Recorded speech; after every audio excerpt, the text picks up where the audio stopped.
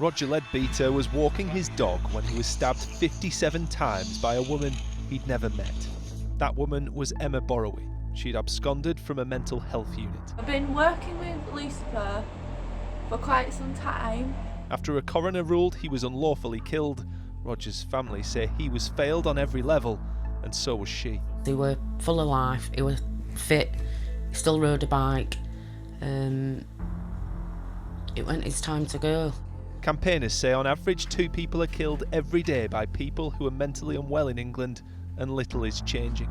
I get really upset because it never stops. You know, we see case after case after case like this where people have been avoidably killed. The family of a pensioner stabbed to death by a mental health patient have told ITV News he was failed by the NHS and the police. 74-year-old Roger Leadbeater was knifed in a vicious attack as he walked his dog in a park in Sheffield in summer 2023. His killer, Emma Borowy, had been missing from an acute mental health unit in Bolton. She was charged with Roger's murder, but died in prison.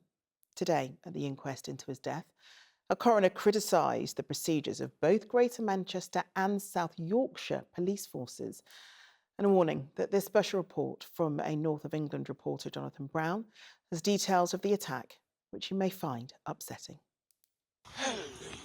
Roger Leadbeater was a friendly face, a man who loved going for walks with his dog.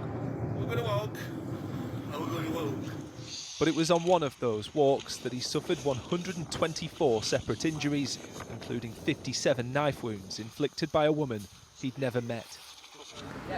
Today, almost 2.5 years after his death, his family was told 2 police forces and an NHS trust failed on every level to protect him. He fought with everything he had. He had defence wounds covering his hands, his arms, his legs. But Emma Borowy kept going. Even as Roger lay dying, he tried desperately to crawl away. This was like a horror film you cannot switch off. But you must make sure no other family suffers this devastation. You must make sure that, for once, accountability leads to effective action. On the day of the attack, Roger was doing what he did every day. He was walking his beloved dog Max through this park close to his Sheffield home. But unbeknownst to him, a woman who'd absconded from a mental health unit days earlier was here too. She had paranoid schizophrenia. She hadn't taken her medication or slept in days. She believed that Satan had told her to kill someone. Roger was the first person that she came across. So I've been working with Lucifer for quite some time, and I am absolutely in love with him. This was Emma Borowy expressing her love for the devil in the months before she murdered Roger. She'd previously been found with knives and spoke of killing others. The 32-year-old had absconded from her ward at least 8 times, yet was still granted escorted leave by staff at the Royal Bolton Hospital. The coroner also criticised South Yorkshire and Greater Manchester Police for failing to update how they hand over mental health cases. He was massively let down. She shouldn't have been there. She should have been in hospital having the right treatment to make her well. Without consequences to actions, nothing will ever change. Does that scare you? Absolutely. He were full of life, he was fit, he still rode a bike.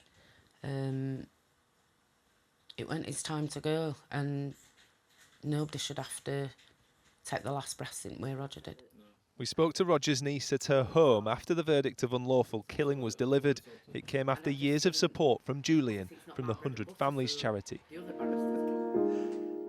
His 75-year-old dad, Philip, was killed by a man with a long history of mental health issues, prompting his campaign for improved care and safety.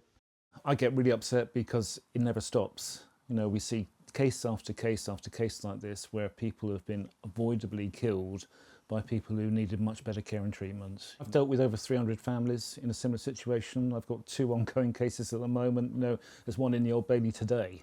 You know, there are 2 cases like this a week. I'm not dealing with all the cases that happen, but it's a constant problem. You don't feel like those things are changing? I don't see any evidence that things are changing. I wish there was. Police in Greater Manchester and South Yorkshire say they are introducing changes. Greater Manchester Mental Health Trust told us it's made improvements, but accepts there is more to be done. Roger's families say the decisions of those entrusted with keeping us safe have left them with little more than memories. His death, they hope, will mean others get the protection he was never afforded. Jonathan Brown, ITV News, Sheffield.